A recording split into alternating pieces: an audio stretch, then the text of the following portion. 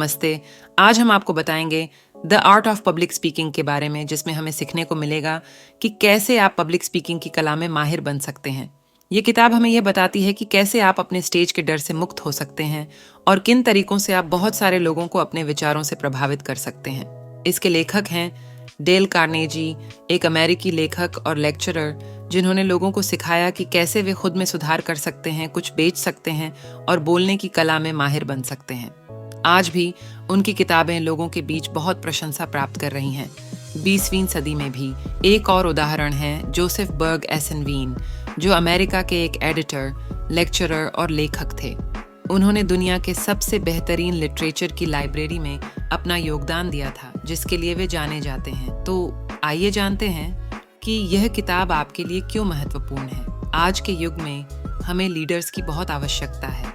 हमें वो लोग चाहिए जो हमारे समाज को पहले से बेहतर बनाने के लिए काम कर सकें, वो लोग जो बेहतर बिजनेस खड़ा कर सकें और अच्छे प्रोडक्ट को मार्केट में ला सकें। इस सब के लिए पब्लिक स्पीकिंग कला में माहिर बनना आवश्यक है। दुनिया के किसी भी कामयाब व्यक्ति को देखें, उसमें यह ताकत होती है कि वह बहुत से लोगों को एक साथ प्रभावित कर सकता है। लेकिन बहुत से लोग स्टेज के नाम से ही कांपने लगते हैं। हर कोई सफल होना चाहता है, लेकिन उस डर से लड़ना जो सबसे बड़े आदमी को भी घबराता है, यह किताब आपके इस डर का समाधान प्रदान करती है। इसमें बताया गया है कि कैसे आप पब्लिक स्पीकिंग की कला में माहिर बन सकते हैं। अगर आप जानना चाहते हैं कि कैसे आप पब्लिक स्पीकिंग सीख सकते हैं, गले और फेफड़ों की कसरत से अपनी आवाज़ को बेहतर बना सकते हैं, और यदि आप जानना चाहते हैं कि सुनने वालों को एक भीड़ में इकट्ठा करना क्यों ज़रूरी है, तो यह किताब आपके लिए अत्यंत उपयुक्त है।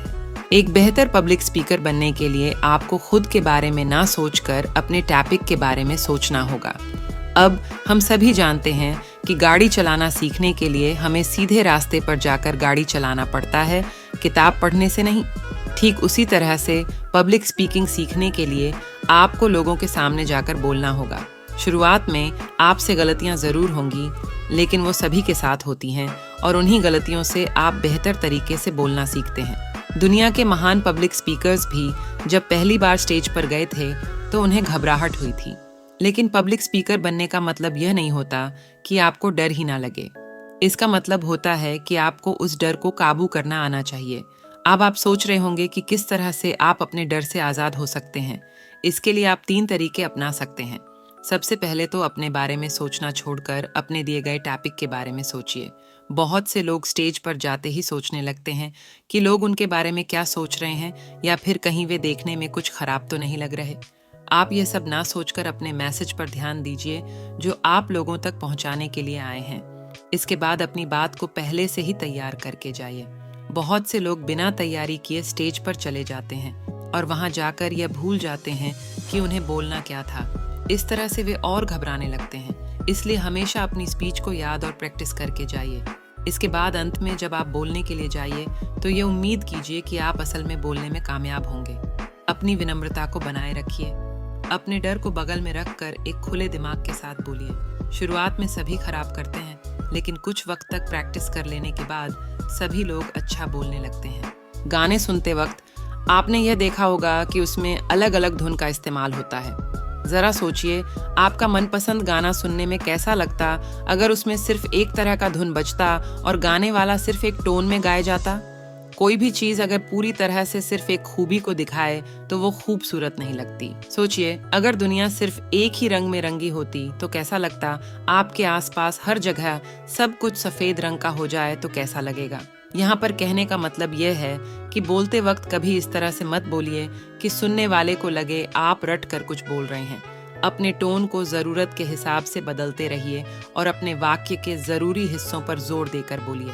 एग्जाम्पल के लिए अगर आपको कहना है कामयाबी आपकी किस्मत का नहीं बल्कि आपके कर्मों का नतीजा, तो यहाँ पर आप इस वाक्य के कुछ जरूरी शब्दों को पहचानिए, जैसे कामयाबी, किस्मत, कर्मों और नतीजा।